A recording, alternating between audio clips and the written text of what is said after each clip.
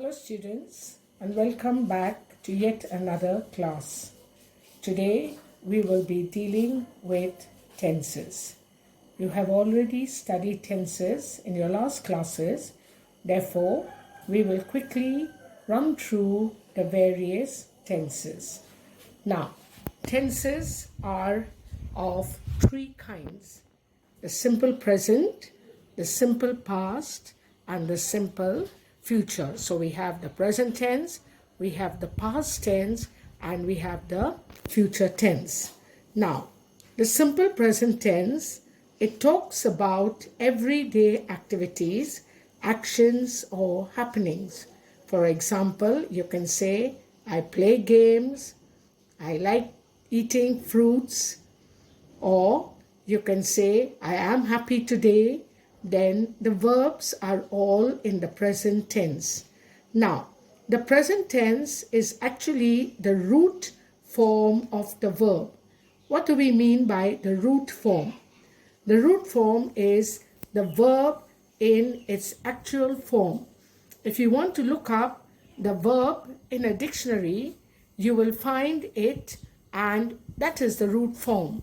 And now, from the root form, you can form different parts or different forms of a verb. The verb can be formed into 12 different forms. Therefore, once you find the root form, from the root form, you can find any other form of the verb. Now, the simple past. The simple past talks about activities, actions, or happenings in the past. That means the action has been completed at some time in the past. The future tense, the simple future tense, talks about activities or actions or happenings in the future. For example, I can say, I eat fruits every day. That will be, eat will be my simple present tense. I ate fruits yesterday. Then ate will be my simple past tense. I shall eat fruits tomorrow. Then shall eat will be your future tense. Now, we also have the continuous tense. You have the present continuous tense, you have the past continuous tense, and you have the future continuous tense. Now, how do I form the present continuous tense? I take the auxiliary is, am, or are, whatever my verb is, and to my verb I add ing. Now, normally I is used with am, you and we and they are used with are, he, she, and it is used with is. Therefore, I choose an auxiliary suitable to my subject. To my verb, I add ing.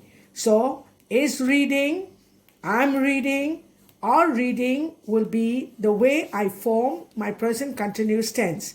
Now, the present continuous tense, it describes an event occurring at the moment mentioned. For example, I am reading a book now. In other words, the action is going on in the present time. The past continuous tense, we change this is, am, and are to was or were. Was is when the subject is singular, were when the subject is plural. It's the same form, therefore, to the verb, I'm going to add ing. So I can say was reading, or we were reading, was sitting, were doing. When my auxiliary is in the past, I have my past. And when the verb adds in ing, it tells me continuous tense. Now, the past continuous tense would describe an action that is going on at some time of the past. So therefore, if I see the sentence or the example, I was reading a book yesterday afternoon. That means at this point of time, at time of yesterday in the afternoon, the action of reading was going on. Now, the future continuous tense would take the auxiliaries shall or will. Normally, I and we use shall. You, he, she, it and they use will. To this, we will add be plus your verb plus the ing. I shall be reading, he will be reading, etc. Now, the future continuous tense describes an action that will go on for some time in the future. For example, I shall be reading this book tomorrow. Therefore, today we have covered simple present, simple past, simple future, present continuous, past continuous, and future continuous tense. I'm sure you will be able to understand what we have done. We will continue with the other forms in the next class. Thank you.